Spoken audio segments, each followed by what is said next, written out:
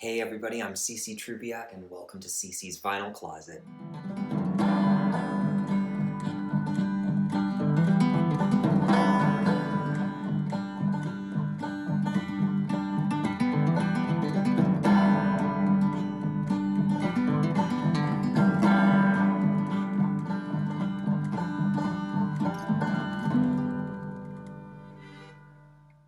Welcome to episode 3. I have to pinch myself a little bit because I'm kind of surprised. There was actually a point in time where this whole project was a little scribble of a dream in my journal. I'm really happy that I'm at chapter 3, the final chapter of Loretta Lynn's music career. Let's get right into it. We're gonna go with the final 17 records beginning 1980 to present. Really pleasantly surprised to hear that she has a new album coming out in 2021, and so there's yet another one to come in the future, and I couldn't be happier. So 17 albums at this stage of Loretta's career. Obviously not as many output as she would have had in the beginning, but nevertheless, these records are pure, unadulterated Loretta in all her glory.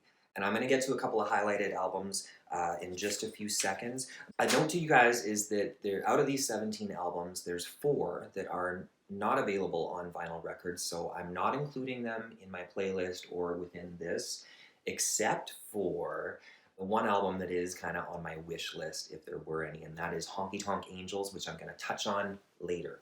By 1980, Loretta Lynn was definitely a household name. She was the coal miner's daughter, and actually 1980, I believe, would have been the year that the biopic film about her life, Coal Miner's Daughter, came out, and that was a phenomenally successful movie. Who couldn't fall in love with her after seeing that story? Sissy Spacek did a great job. For anyone who hasn't seen Coal Miner's Daughter, go watch it. It's one of the best biopics I think ever made about a singer or an entertainer. By 1980, I learned too that country music itself as an entity had changed so much. If Nashville sound was at the start of her career, in 1980, the term I kept seeing come up on descriptions of her music was urban country or contemporary country. And I also saw Americana. So I'm going to be touching on urban country and Americana within this as highlights. They're distinct subgenres of country that I find really beautiful. If anyone out there is interested in more about the history of country music, I would so recommend that you check out Ken Burns' documentary miniseries. I've seen it. I've got the book somewhere here. I've seen the miniseries. It's a great film, and it says all you really need to know about the history of music. I want to start with the definition of urban country. Urban country is a style of country music first made popular in the early 1980s, largely because of and named after the 1980 film of the same name, Urban Cowboy. I remember this film. I love this film. John Travolta, Deborah Winger. Some interesting fashion. Great music. As a young kid in the early 80s, I remember watching that movie, and I really liked the sound of urban country. To highlight a couple of records off of Loretta Lynn's recordings that really kind of stand out for me as that urban country are her very first 2 albums of the 80s, Loretta and Lookin' Good. The song The Fool Wouldn't Listen off of her 1980 record, Loretta, really stood out to me. I have it included. It's number 44 on my Honky Tonk Angels playlist, but I'll sing a little bit of it for you right now. He just kept right on searching for the treasures we had found. He just kept digging in the dirt in search of solid ground. He just kept running through the forest looking for the trees. And he left me here at home in hopes he'd find his way to me. Boy, I found that a catchy song. I was singing that song and really appreciating it for days. So that's my highlight of Loretta's urban country sound. Okay, so moving just a little further on down the road is the Honky Tonk Angel album from 1993. It's not available on vinyl, or if it is, someone please DM me. I remember when this record came out in 1993, I was just like a teenager. I can't even remember how old I was. Don't ask me to remember. I definitely know I was glued to the television back in those days watching a lot of CMT. And I loved country music so much in the 90s. Garth Brooks, Clint Black, Trisha Yearwood, Faith Hill, Reba McEntire, Dwight Yoakam, Travis Tritt. So many great artists from the 90s. I do remember seeing the video for Silver Threads and Golden Needles with Loretta, Tammy, and Dolly. I remember watching them sing it live on some award show. That is a great album. These were women that were like groundbreakers in country music. Songs on the album itself are beautiful. And what I want to say that stands out for me is by the 90s, I think it was a lot harder for women of that age to get played as much on the radio. Honestly, that's a shame, because I don't think that's the case with a lot of male artists that were still kicking and making music around then, but whatever, that's a whole other video. What I will also sort of add to it is that Honky Tonk Angels was critically acclaimed. It was number 6 on the Billboard country charts, nominated for several awards, but did not win. That's okay though, because you're winners in the end of it all anyways. Thank you for the Honky Tonk Angel album. Boop! I'm going to skip a little even further down the road now to 2004. I remember when the album Van Leer Rose came out. Oh my God, was I ever a fan of that album. From start to finish, that record is amazing. It's like a fully realized, packaged album that all fans of country music, Americana music, should listen to. Which brings me to the genre of Americana music. Let me take a look-see on here. Americana is defined by the Americana Music Association as, okay, here we go, contemporary music that incorporates elements of various, mostly acoustic American roots music styles, including country, roots rock, folk, gospel, and bluegrass. I love Americana music. Beautiful Americana music.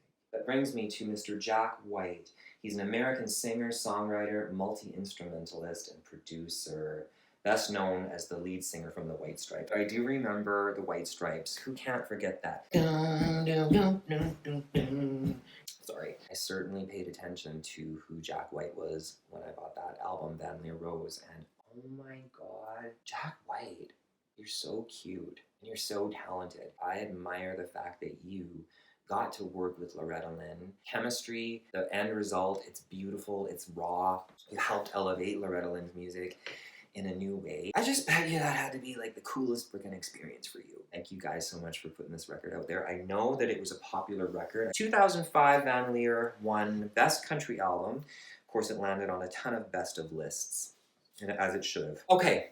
We're going to move on now because we're getting close. We're getting close to the end here, folks. I'm going to make a special little note here. Loretta never actually recorded a full-length album with Mr. Willie Nelson, but I'm including him here within her chapter because she does do a duet with him on her album, Full Circle. To me, Loretta and Willie are like, they're on par, and I really admire Willie. I have a lot of his records. He's an American musician, actor, activist. He was one of the main figures of outlaw country, subgenre of country music that developed in the late 60s. It only makes me wonder, why didn't you do a full-length album? Why don't you guys still? There's still time, right? Would love to hear what you could do. I've got to give a couple of honorable mentions here. There are a couple of people involved in the Loretta Lynn story that I haven't really touched on, and I want to. First one is Crystal Gayle. That is Loretta's sister, y'all. One thing I'm wondering is, why did you guys never do an album together? I haven't really seen your name anywhere in the liner notes. I'm really wondering why. Crystal probably really wanted to sort of distinguish herself as an artist in her own right, and girl, you did. And I'm a big fan of Crystal. I have one of her albums, Never Miss a Real Good Thing. It's a great album. And the other person is Mr. Oliver Lynn, commonly known as Doolittle Lynn. He was an American talent manager and country music figure, known as the husband of country music legend Loretta Lynn. Over the course of their often tumultuous 48-year marriage, Lynn was instrumental in developing his wife's musical talent and country music career, purchasing her first guitar, lining up her first radio appearances, and serving as her de facto talent manager for many years. Lynn was also the president of Loretta Lynn's Enterprises, Inc., a company formed in 1973 to take care of Loretta Lynn's business. I love him. I know lots is written about their tumultuous relationship, but I don't really care. Love is love. One of my favorite songs that I discovered through this whole thing with Loretta is You Made Me What I Am, that he wrote with her, and I love that song. So go check it out on my Honky Tonk Angel Sessions. Oliver Doolittle, I know, may you rest in peace. It's impossible for me to wrap up this Loretta Lynn chapter without taking a moment to acknowledge all of her accomplishments and some of the awards. So I'm going to pop up a screen here, and I'm going to read out but just some of them. She's written more than 160 songs, released 60 albums, 10 number one albums, 16 number one singles, 3 Grammys, 7 American Music Awards. She remains the most awarded woman in country music, and she was the first woman in country music to receive a certified gold album for 1967's Don't Come Home A-Drinkin'. In 1972, she was the first woman named Entertainer of the Year by the Country Music Association, and in 2020, a statue of her was unveiled on Ryman's Icon Walk.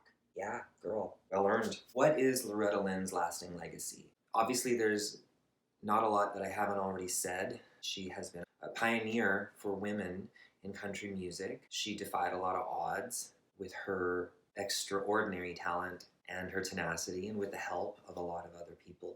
I think that inspired a lot of women. There's a lot of country music artists out there who can't deny that Loretta Lynn was an influence. I'd like to know if there's other guys out there who have been influenced. I know I have. Part of the legacy for me, Loretta, is that you inspired me a lot. Your music comforted me. You wrote beautiful songs. You interpreted songs beautifully. Your story was always an inspiration to me, that you pushed through things to fulfill your dreams, and that's why I'll pick up my guitar and I'll play these songs. For me, they speak to me, they comfort me, and they inspire me to keep going as an artist myself and to love people the way that I see you love your fans. So thank you for that. I think that's where I'll pretty much wrap up this whole Loretta Lynn segment of it. That brings us to the end of chapter 3. I will get to enjoy this music by Loretta on my vinyl records as long as I shall live. And I encourage all of you that if you are interested in this music or any of it has piqued your interest, go download it on Spotify or go buy a record player, search out vinyl records, enjoy them in all their glory. What you can look forward to next as we continue on, because there's still so much more, we will be diving deep into the early recording career of Tammy Wynette, another pioneering woman of country music, mysterious and phenomenally talented woman. Return again. If you like what you're hearing, if you've enjoyed this, please hit that like button, hit the subscribe button so you can get some notifications. Go check out my accompanying playlists, the Honky Tonk Angel Sessions, acoustic covers of these songs that are sticking in my head, and the playlist where you can enjoy the angels themselves. Take good care of yourselves, stay safe, be kind, and that's it, that's all. Bye.